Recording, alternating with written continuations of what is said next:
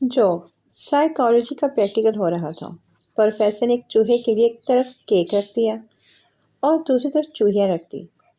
چوہا فوراً کیک کی طرف لپکا۔ پروفیسر نے کیک کو بدل کر بریڈ رکھی تو چوہا بریڈ کی طرف لپکا۔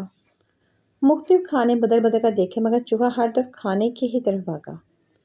پروفیسر طلبہ کی طرف سنجیدگی سے دیکھتے ہوئے بولا، بس ثابت ہو گیا کہ بھوک ہی سب سے بڑی کمزوری ہے۔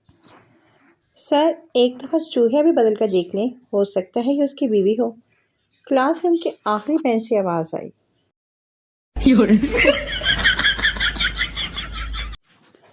جو چیتے کے گھر میں چور گھس آیا۔